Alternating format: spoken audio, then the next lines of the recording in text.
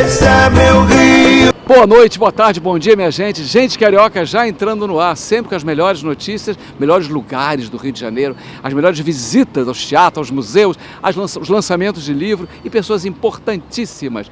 E vamos falar... Rava, Naguila, Rava, Navila... Irvez Git.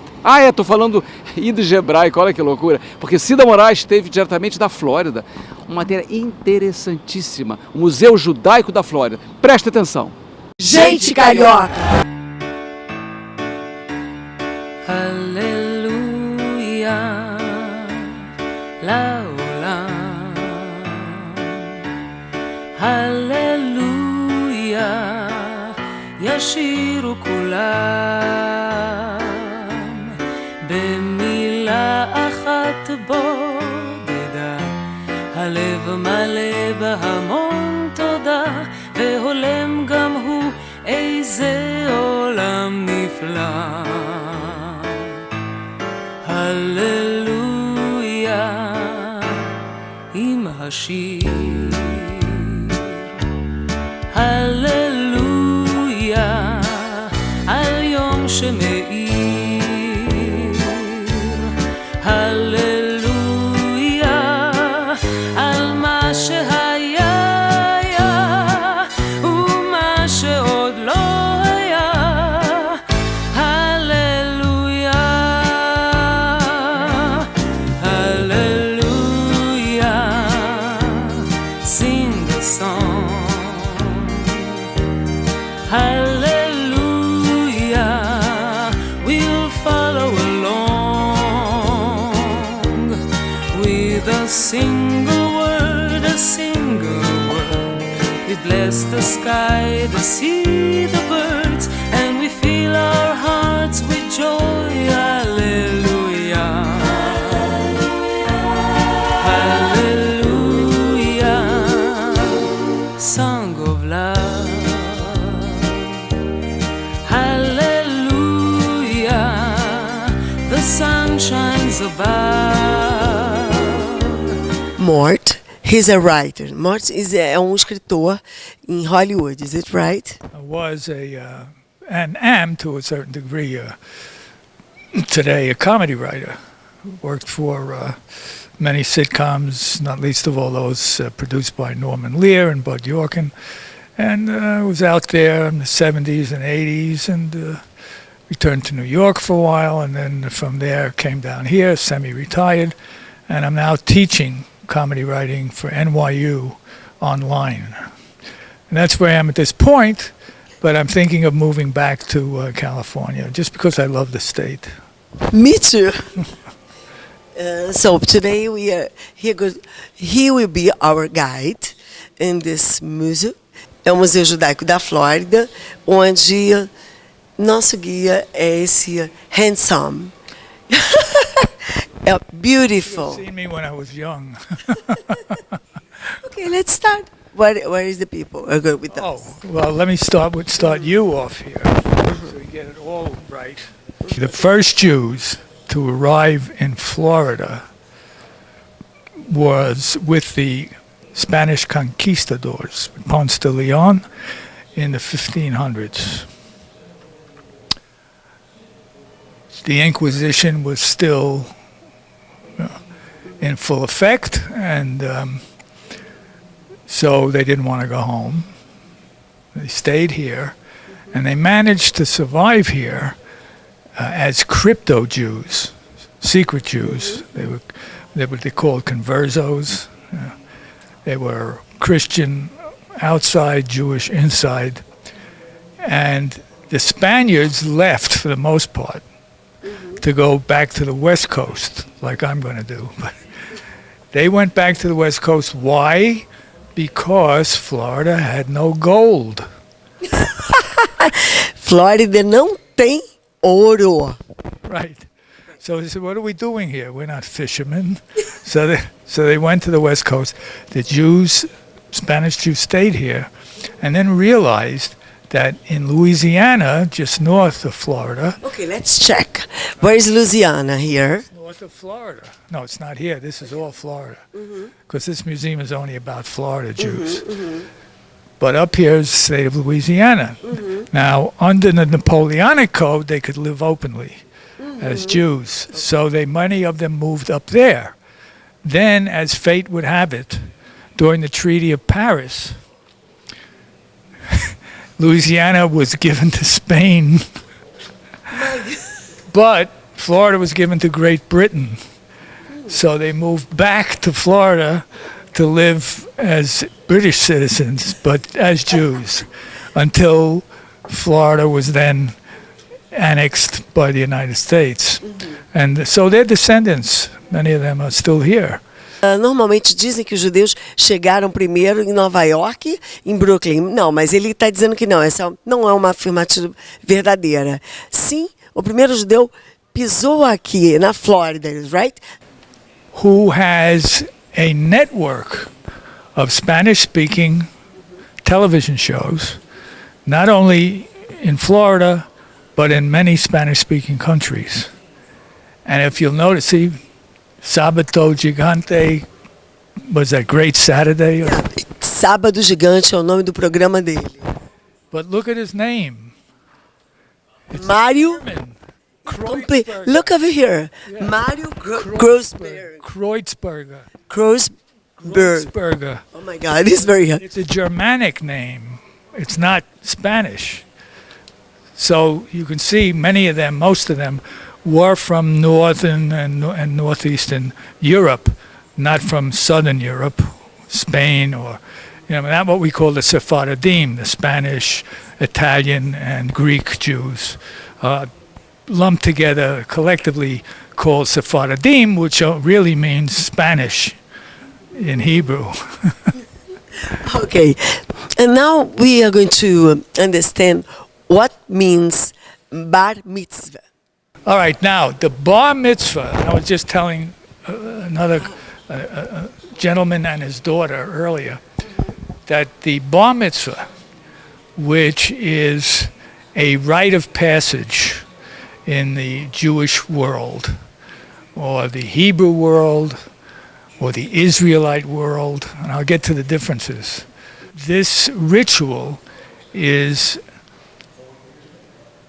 a passage from childhood to manhood, at least technically. And this may have been true 2,000 years ago, but when you were 13, when you reached your teens, you were considered responsible for your actions. So today I am a man. That's what the ritual and the service is about. You accept the laws, statutes, and commandments, not just the first 10, but all 613 commandments in the Torah, because now you are responsible for living by those standards. That's what the bar mitzvah means, the passage from boyhood to responsible adulthood, manhood in the bar mitzvah. It really means the son of the mitzvot, the son of the laws. See? That the ritual, the ceremony of the bar mitzvah doesn't go back to the roots of Judaism. It began much later, probably sometime around probably 100 BCE, but certainly during the Roman occupation of what they call Judea, from where we get the name Jew, because Jew is not an ancient word, and it's not a Hebrew word. We're originally Israelites and Hebrews. Where does Jew come from? By the time the Romans had conquered Judea, as they called it, They are. This is European-style wedding gown, 1939. Now, what significance does that year have? 1939. 39. It's after the was the beginning of war. the Second World War. It's when Germany invaded Poland. Yeah. If you see next to this are two interesting rings. Look over here. Works of art, actually. Works of. Come on, in this side. Tell about the Works of jewelry art, right? Representing the first and second temples. And what they would do within this congregation and community is they would lend these rings for the marriage ceremony. And then you would return them to the congregation for the next marriage ceremony. Well, this is the Second World War. This is a local naval officer, Jewish naval officer, United States Navy. He is a lieutenant junior grade. You can tell by the one thick, one thin stripe. Lieutenant junior grade. This is his marriage, probably just before going off to war, under the traditional canopy or chuppah. Oh yeah, chuppah. Yeah. Chuppah. Canopy. Canopy and chuppah. Well, chuppah, canopy is the English word, but chuppah. Ok. Canopy é o nome em inglês dessa cobertura aqui. E chuppah é em hebraico. Let's go. Ele está perguntando se eu sou goi. Goi é que não é judia. Eu tive que dizer que sim, né? Embora aparente que sou. Aqui, this is a Tuba. tuba. Ketuba. Ketuba. Ketuba. What it in effect is a marriage insurance policy. That in addition to your civil license, at the ceremony, the rabbi who marries you, a witness, two witnesses, the bride and the groom, endorse these, which is a legal, Jewish legal contract binding the male, originally, it may have changed now that women are working. Oh my God. This was binding the male to be responsible to the wife and children after a divorce. If a divorce ever came about, you cannot deny responsibility. You cannot absolve yourself or disembarrass yourself of total responsibility. Because in those days, women didn't work, right? I mean, this goes back 1,000 years, more, thousands of years. Marriage is a serious business. Family is serious. Without family, there's no community. That's right. And without community, there are no Jews. O que ele está dizendo aqui, o casamento é uma coisa tão séria para o judeu que sem o casamento não tem a comunidade judaica. E sem a comunidade judaica não tem o lehaim, não tem a continuação, né, dos judeus. Então ele diz que é muito importante, embora o judeu se separe, ele mantenha tudo exatamente, pague tudo, ajude. Isso until now, maybe. No. Well, It's important to know. that was easy for her to say. Anyway. Ele tá fazendo uma brincadeira comigo, falou, para você é fácil, né? Você não é judia, você não tem que manter ninguém. Mas anyway. Later I'll ask you how the Jews are faring in Brazil. We talk about this. That's a Torah. Now, as you can see, that is priceless because it is on a type of paper which no longer exists. Many of these things are original drawings and original scribings. So, it's handmade. Well, yeah, all Hebrew is read from right to left. So is Arabic. Oh, okay. Now, why is that? Why is that? I just found that out recently. Because originally, when the alphabet was first invented. Well, probably even before that, even hieroglyphics and pictographs and cuneiforms. Originally, things were chiseled. There were no pens or pencils, so things were chiseled in stone, and most people are right-handed. So they were chiseled from right to left. Oh, yes. Oh, sure. See? Ele está explicando por que as pessoas, os árabes e judeus, eles leem da direita para a esquerda, da seguinte maneira, porque antigamente era escrito com as pedras, em cima do mármore, eles batiam com as pedras, então, e a maioria das pessoas são destras, então ficava complicado, né? Você lê daqui para lá. Why you clean after the Jews die? Why you clean the body? Why you have to put water and clean the body?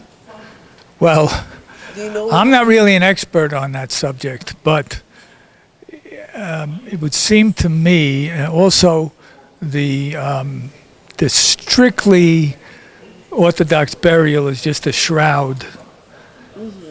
No embalming. You have to go in the ground within 24 hours unless it's a Saturday and Sabbath. Because the idea is that you should go back to the earth as you came to it.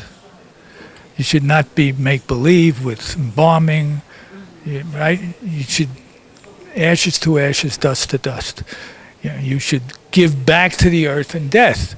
The Torah is the 5 books of Moses, hand-scribed on parchment, all kosher, meaning legal. That's what kosher really means. All legal Torahs are hand-lettered, choreographed, calligraphed on parchment. Therefore, you have this called a yud, the hand. See, it's a silver. It's a silver stick or a silver. When you read, when you read, you touch it with that to follow the lines, so you don't get dirt or oil from your hands on the parchment, because it's precious. It's very expensive. who is able to read the Torah? Anybody. But anybody like In Judaism, all people have a right to make aliyah, mean to go up. Literally means to go up or go back. Aliyah means to go up to Israel, but it also means to go up to the bima, which is the altar, and speak to the congregation, because it's all democratic, and they can also read from Torah. Now, they can't corrupt it. They can't try to say what's not there and sneak in a little other religion. I understand. So you say, goodbye, go back to your church. But the Torah literally translates into the teaching. How It's to a way be to alive. learn about who and what human beings are. How did we get here? Why are we here? What are we supposed to do here? What is expected of us? Thank you so much for you, for your culture, for your patience about my English. I'm sorry. Your English is better than my Portuguese. Believe me, and it was my pleasure. In fact, it was a privilege. I enjoyed it. I hope I did some good for everybody. I hope that you, like a writer, go to Brazil. I'll have my agent get in touch with you. All right. No, I'm kidding. They'll say, how much you paying them? Não. Royalties, come on. Ele está dizendo que eu ganho dinheiro convidando as pessoas para ir para o Brasil. He's a member of the Writers Guild. You have to give him royalties. That's right. Thank you so much. My pleasure. Bye-bye. Shalom. Well. That's it. L'chaim. L'chaim, to life. L'chaim. Okay, I agree with it. Gente Carioca.